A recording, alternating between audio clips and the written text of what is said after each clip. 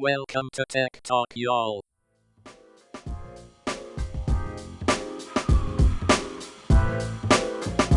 But you haven't hit record yet. Okay, now you have.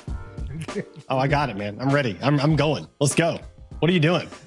Hello, and welcome to Tech Talk, y'all. Episode 386, just like your first computer, a production of Edgewise.Media. I'm Sanjay Parikh.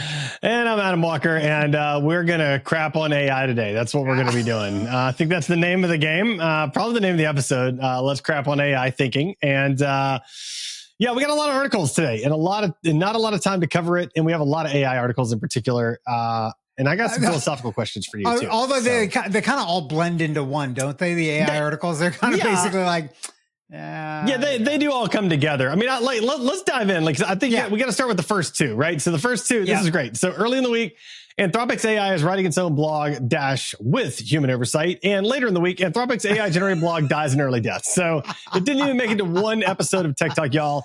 I think they were doing it to prove the quality of the blogging. I think there was a lot of internet backlash to AI generated only content on their blog.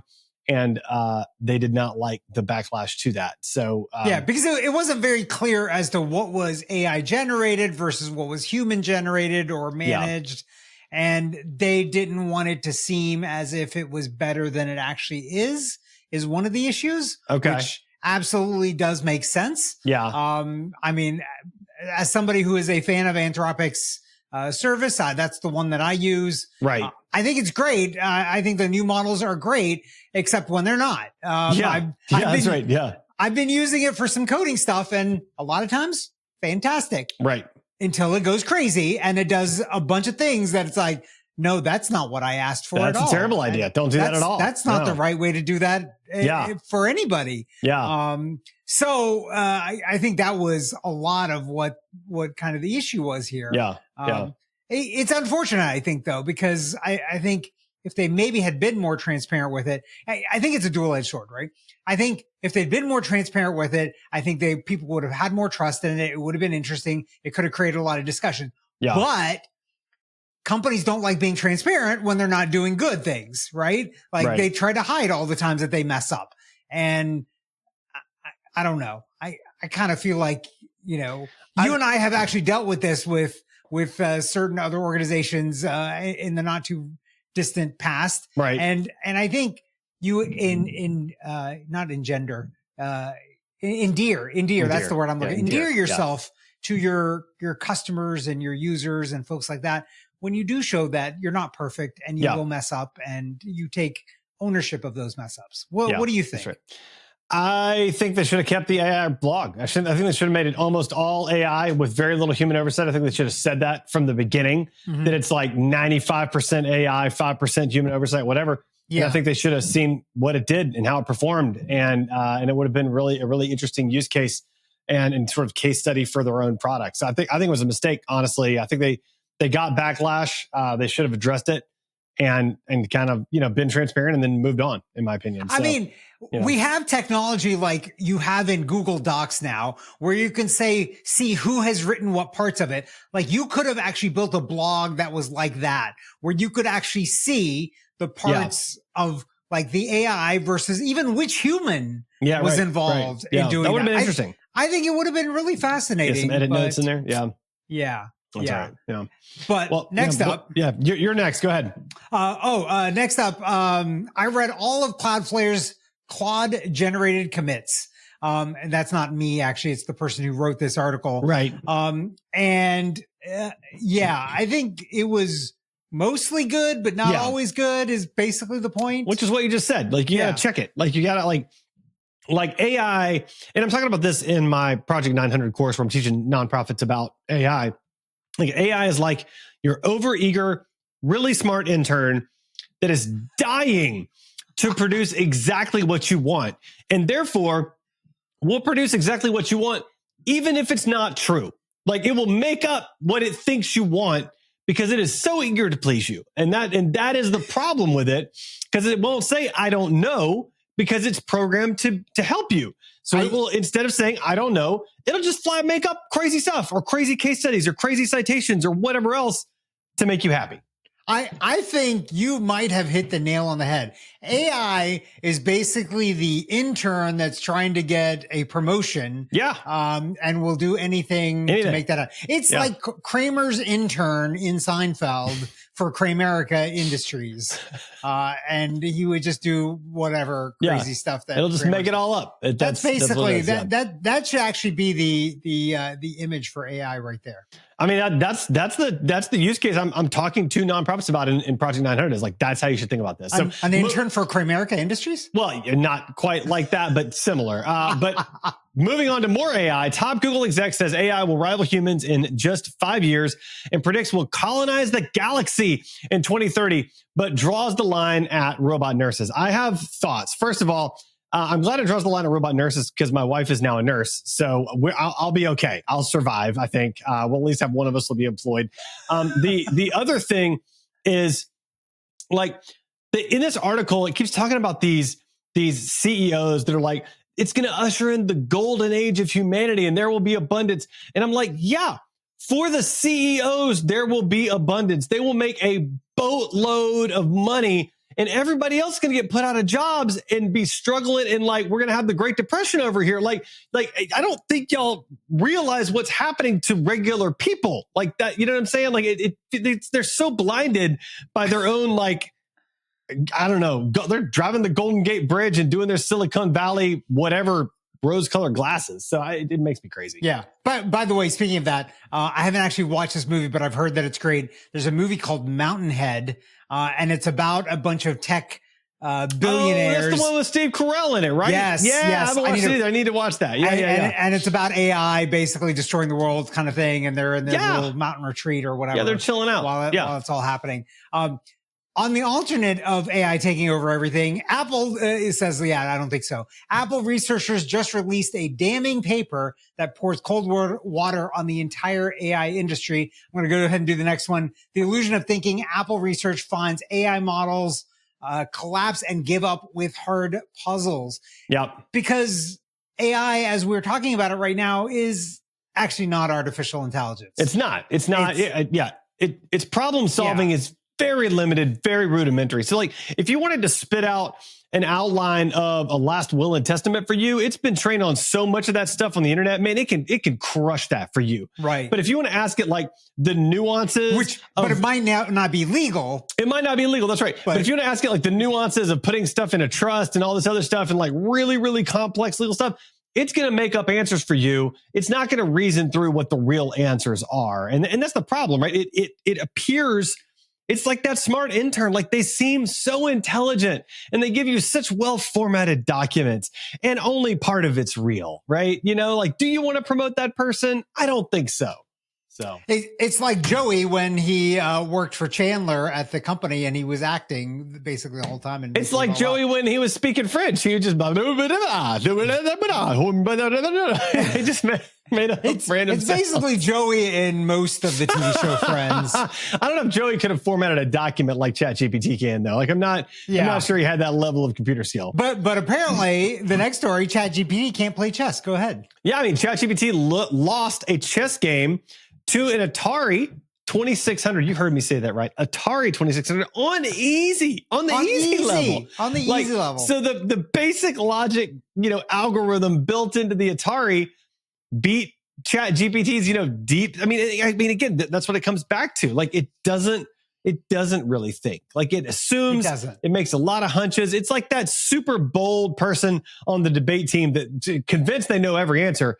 And they know like 5% of them. But they know more than that. So, that's what it is. I mean, these AIs right now, I'm doing air quotes for those that are not watching the video. Fair enough. Are really just piecing together words based on other words. Well, it's Michael Scott. Together. I mean, they are Michael Scott. When Michael Scott says like, sometimes I start a sentence and I don't actually know what I'm going to say. So I just keep talking until I figure out what I'm going to say. That's literally exactly what LLM models do. I mean, they take the next word based on the trained probability of what the next word should be. So if you say, I think, therefore I fill in the blank, they're going to always say am because they've trained on that so much. But if you ask them like some random thing or some like niche thing or whatever else, they're not going to know, and they're just going to make up an answer. And so you have to know how to balance that out. Right. So. Yeah. I think that might be the GIF that describes all current AI right there. Is Steve Carell saying, I don't know where I'm going to say, I'm just keep talking. And just keep talking until I figure it out. Yeah. Yeah. Talking about somebody else that's just talking until they figure it out. Your favorite AI chatbot is lying to you all the time. Yeah. I mean, same thing we've been saying, right? Like, not like it's like all the articles this week are like crapping on AI. Like that's really what they're doing. So. Go ahead and hit the next one, which is as well. And that'll be the last one in the AI block. Yeah. Which is Google's AI search features are killing traffic to publishers. Now that was a little different, right? Because what's happening now is when you search on Google, it gives you like this nice little AI summary. And like, then you can like click to see more, and you can even see a deeper sort of summary, step-by-step, whatever of it. And it means that you don't have to click through to the actual publisher site to see what they're actually talking about and read it on their site, which is really nice for a user. Like I love it. I use it all the time, but man, it is crushing organizations and businesses that require for you to land on their website. That monetize that traffic with ads and things like that. Yeah. That traffic is now not getting to them. Yeah. And so I agree with you. It's great for the user. It's horrible for the publisher. And what this means is there will be less people publishing then over time because they can't generate revenue off of these things. Right. So I think this further pushes these publishers down this path of having to try to figure out what is the right way, what is the best way to monetize. And I very scared of saying this. What I think it's going to end up meaning is more and more paywalls where you can't access stuff unless you pay for it, which means then those answers are not going to then be available in search engines and things like that, unless those search engines then start forking over money to these content creators that just feed their engine. So I don't know where this all ends up in the long run, but obviously where we're at right now is not going to be sustainable. Yeah, no, it's going to change the landscape of the internet. I mean, both in the immediate future and for the long run. And it's just a question of what that change means and but hopefully, I mean, it does. I hope it means that the best content will win, right? Like you'll end up drawing in traffic specifically because you have the best content. Now, that may not be the case, but I'd like to believe it is. I'm going to make a in the middle of the episode tech rec right here. For people that are listening to this, if you're concerned about this and if you're concerned about your content specifically, recently I started looking at robotstxt.com. So that is a very well-known site that kind of teaches you how to build your robots.txt file for your website so that certain crawlers will and will not crawl your site. They actually have a page of a sample robots.txt file that you can use that blocks all AI crawlers from accessing your site. You can adjust it obviously as you want, but it basically identifies every single one that they've been able to identify the user agents to, and then be able to use those to block access to your site. But the problem with that is I think that's actually worse, because then they're hitting AI to get content that might be related to your site, but your site's not going to be in the list of sources that AI is going to bring back. It's just going to be somebody else's site in the list of sources. So they're still not going to your site. They're still only in the AI, and there's zero possibility of them clicking through ChatGPT to come to your site. So I actually think you're worse off doing that rather than better off. It depends on how you look at it, right? So you would still be in the search results on a search engine like Google or DuckDuckGo, but you wouldn't be in the AI assisted answers at the top. Yeah, I mean, that's the kiss of death, though. If you're not at the top, that's the thing, right? Like you want to be at the top. You want to be in the AI assisted answers at the top. But if you're in that and you don't get the traffic, does it matter to you? Because you're not going to get the revenue off of it. So I think it depends on how you view this thing. Right. The other thing that I did also, and I didn't know this existed, I don't know if you know this exists, but there's also a tag that you can use in the headers that says, do not index this page after this date.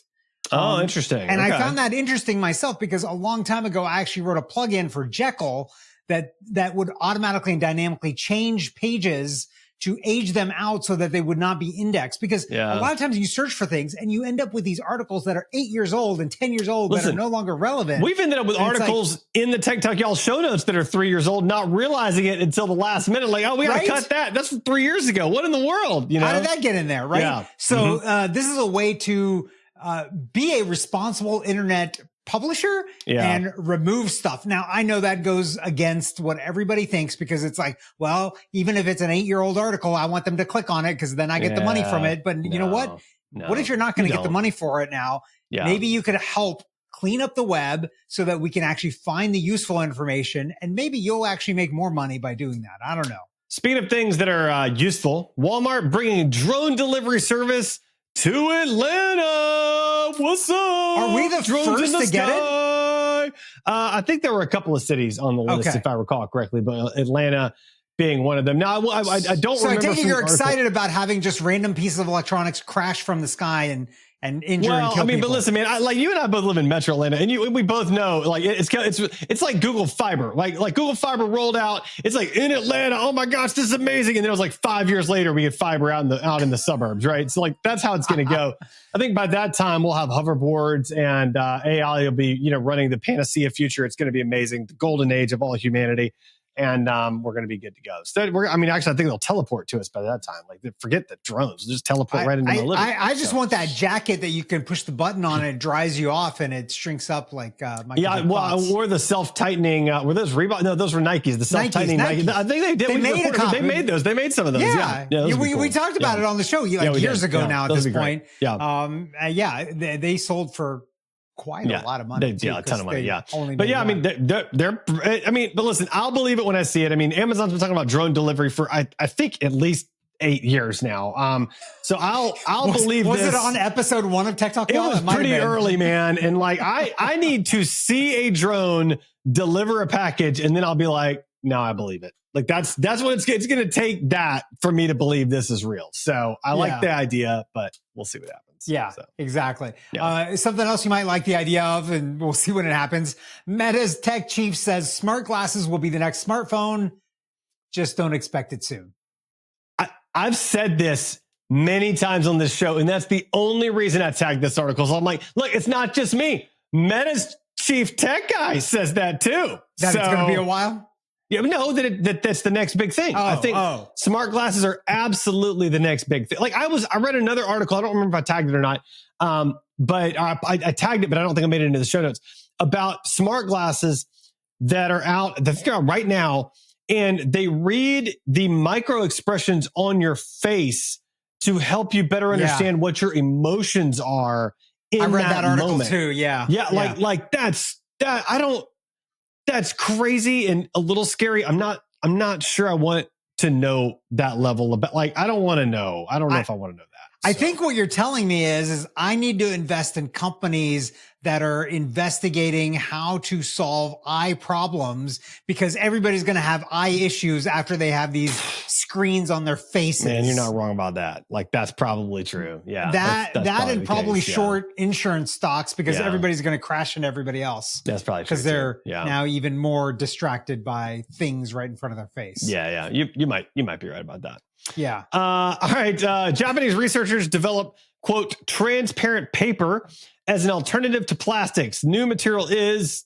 I don't remember what it said for that. Basically, now I feel like we've talked about this before, but it's basically a cellulose. New material is biodegradable, can be produced with low carbon emissions. That was it. Biodegradable, low carbon. So it's a cellulose material that basically is fully biodegradable. But like we've seen, and I thought we've seen them on this show before, those spheres of water instead of water bottles. And like you take the sphere of water, put it in your mouth and like pop it, but then like the water, like it all kind of dissolves in your mouth all at once. So you get a drink of water. That. It seems like it'd have some kind of film or slime. You need a drink of water to wash down the covering for your drink of water, you'd think. But like, just take another one. Yeah, but take another. Just like it's like you're like super hydrated, but like you got the stuff that. The things. But this is, I think, similar to that. And I think the idea is it can become like replacing paper cups, paper plates, like that sort of paper products that'd be better for the environment, which is kind of cool. That's kind of cool. Let's try it out sometime. Somebody should get us some of these things that we talk about. So that we can try them out. We can have another show where we're testing out products like we did that Kit Kats from Japan show that no one listened to. That was so fun. That was so fun. That episode nobody listened to. That was so fun. And there was some weird, it was like green, there was a green tea flavor in there. There was. Oh, it was so there good. were some gross ones. Oh my gosh. Definitely. We should do that again. I think we have a offshoot podcast. I don't know. Sanjay and Adam taste weird things. Is that eat talk y'all? Eat talk y'all. Food talk y'all. Something like that. But while we're waiting for food talk, German scientists break nuclear fusion record, advancing clean energy future. This is kind of incredible. I'm trying to open up the article so I can see how many seconds, because it was a long time. They went, 43 seconds in a sustained fusion reaction. Wow. That's like significantly longer than last time, if I remember correctly. Super longer than last time, I believe. This is pretty incredible. I think we're just on the cusp. Once these guys can figure out, guys and gals can figure out how to keep this going, we unlock permanent energy, basically. Dude. As long as we don't blow up the planet. You're saying once we unlock unlimited energy and AI kind of takes over for everything, there's humans just become superfluous at that point. They're just chilling out. We're like the humans on Wall-E. We're just I think there's no work to do at that point. We can all just chill. Okay. Yeah. I love that plan, other than the fact that you don't typically get paid for just chilling. So, but I mean, if energy is free, essentially everything else will become free essentially. So maybe we'll see. Does it matter? Yeah. Speaking of energy, BYD's 5-minute charging puts China in the lead for EVs. That is the biggest stick. That's the biggest problem with EVs. But most people I talk to, and I'm like, you should think about an EV. They're like, yeah, but I want to go on a road trip. And I'm like, yeah, you can charge it along on a road trip. And they're like, yeah, but it'll take 40 minutes. And I don't want to do that. Okay, fine. But if you do it in 5, that's not much longer than filling up a tank of gas. Tank of gas takes 3 to 4.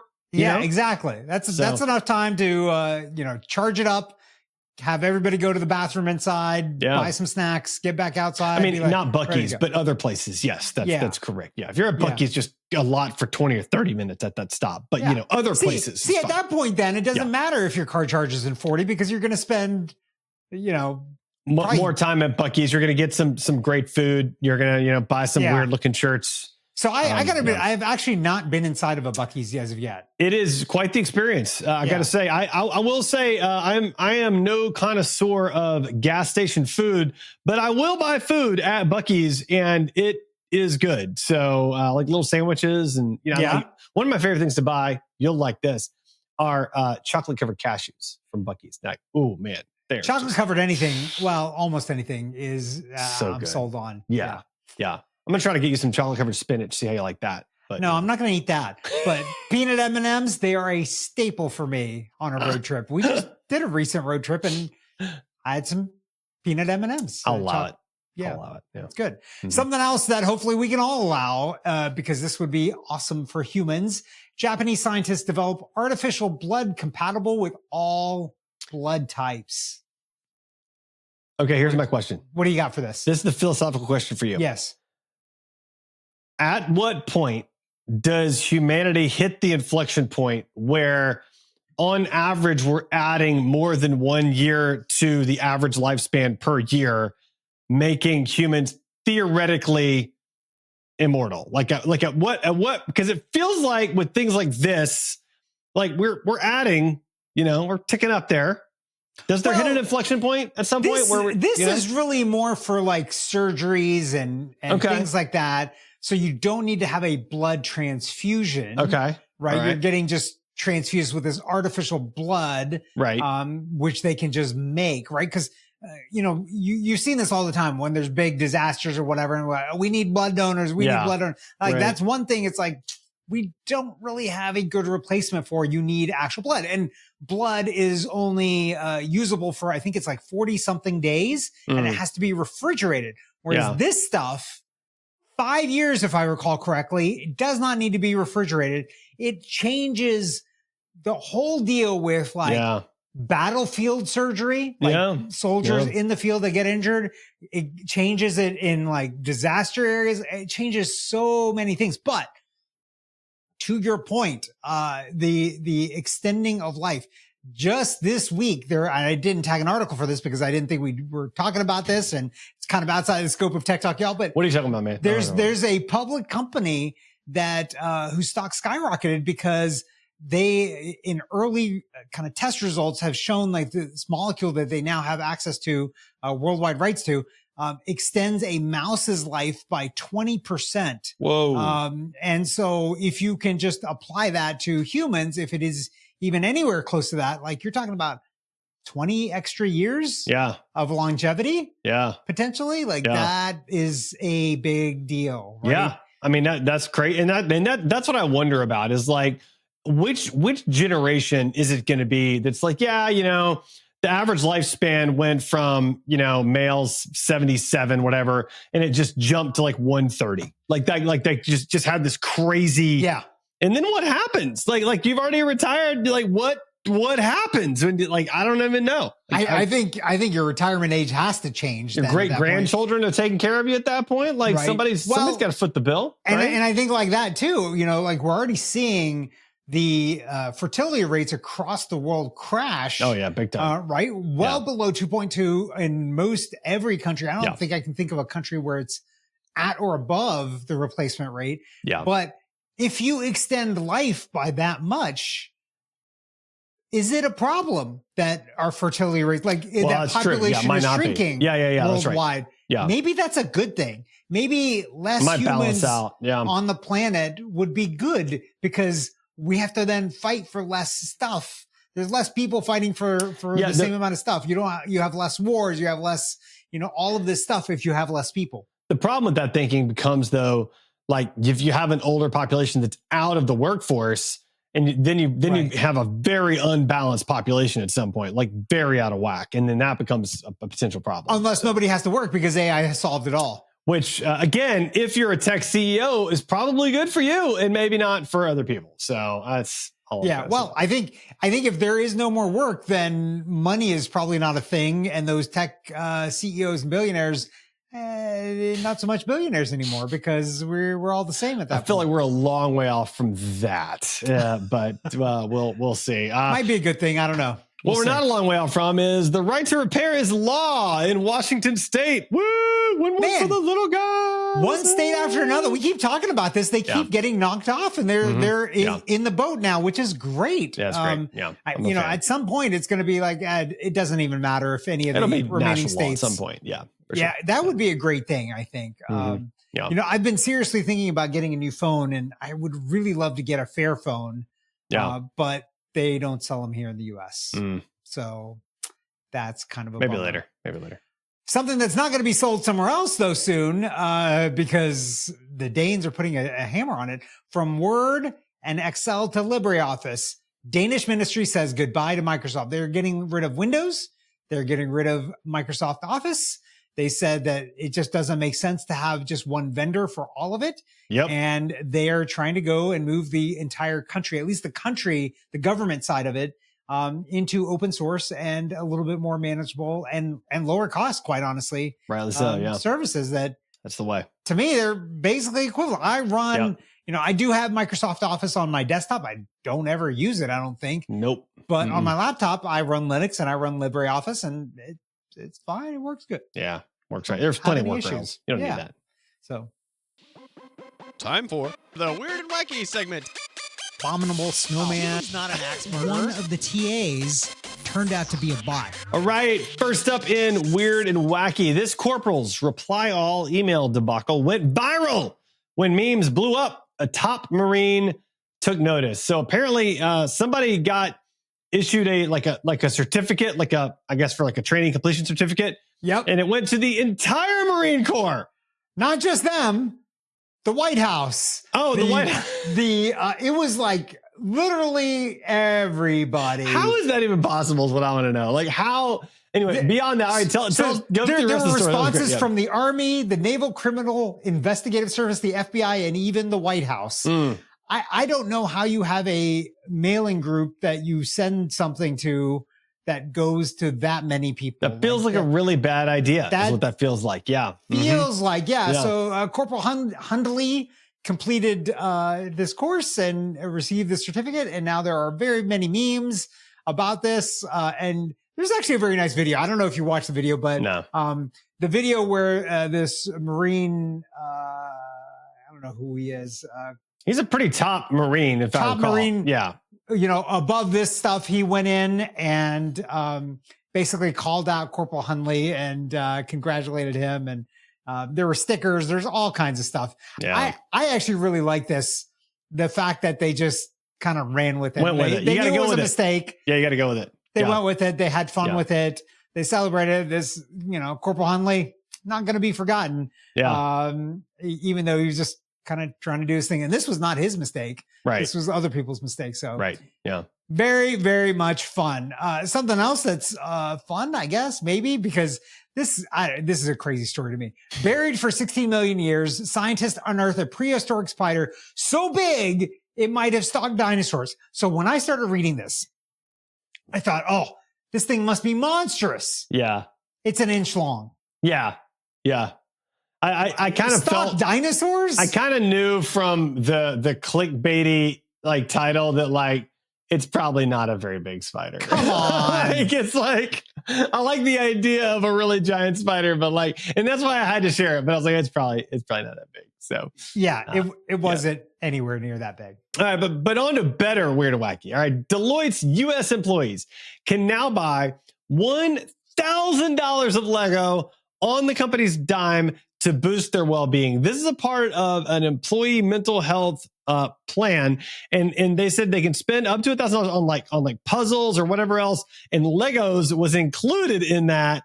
You can get a lot for $1,000, a lot of Legos for $1,000. That's pretty. If I was a Deloitte parent right now, I would be like, I'm buying me some my kids some Legos for Christmas. That's what I'd be doing. I'm just saying right now. That's my mental health. My kid will go play with Legos. It's a great little plan there. It'll pay for gym memberships. It'll pay for a lot of stuff. Yeah, that's right. So, look, if you're into Legos, buy some Legos. More power to you. So there you go. I like this move. I think it's a smart move. I think it's a good move. Yeah.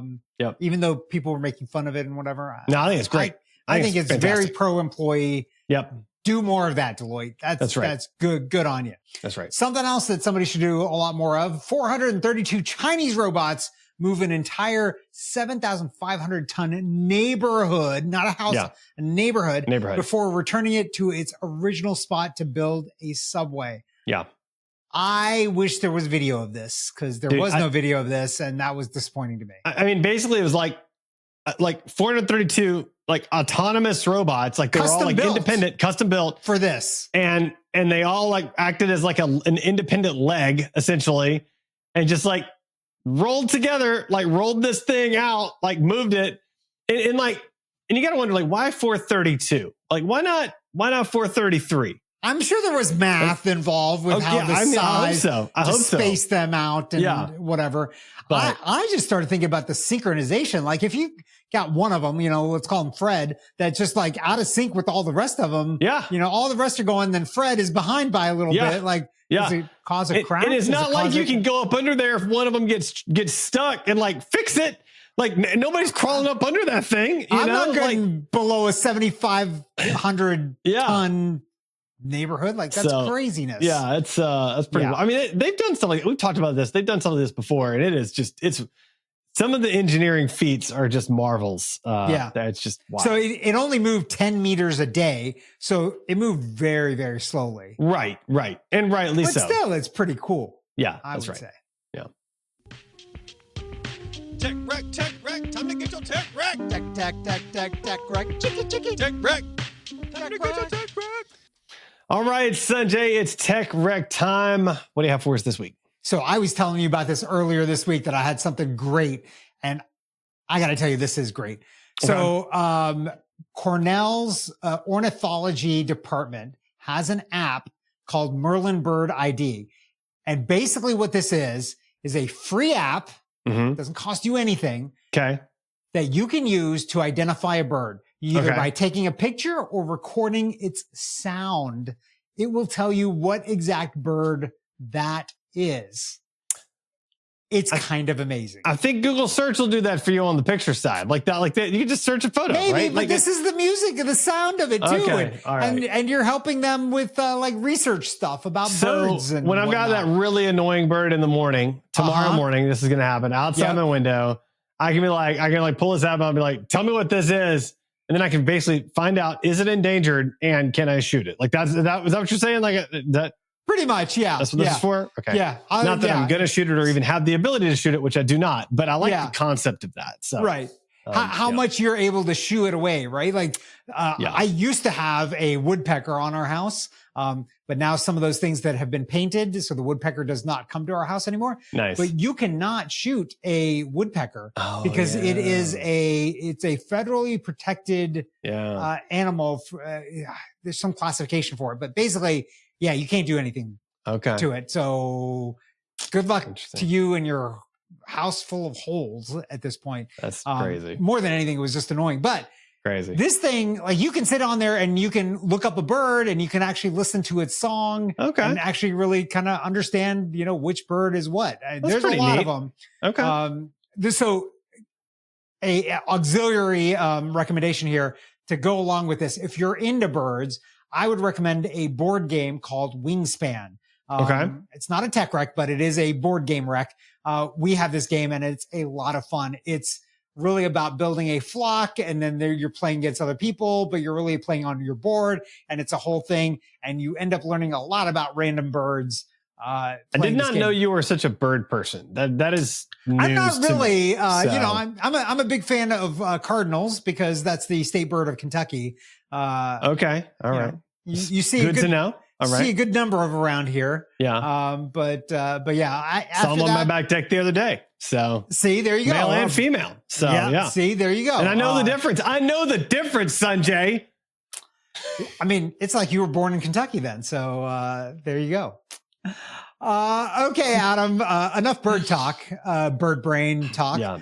What do you have for us this week? I thought I had recommended this already, but it was still in my list that saying I hadn't recommended it in our show notes. So I'm going to recommend it again. And if it's a double recommendation, sorry about that. But this is I think you have recommended this before. Okay, well, I'm going to go with it anyway. It's Cable Matters 2-pack USB on-off switch. And so I've got a USB running to my teleprompter, but I don't want my teleprompter on all the time because it does weird stuff.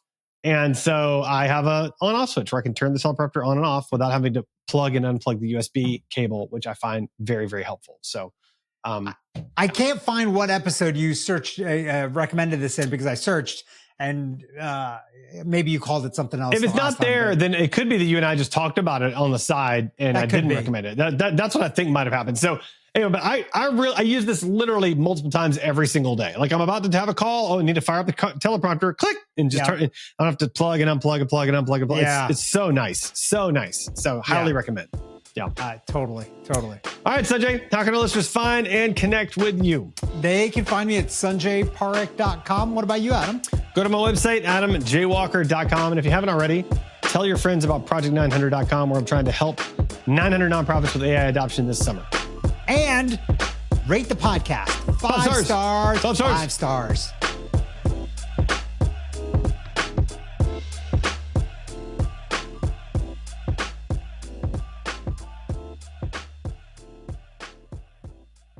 Dun, dun, dun.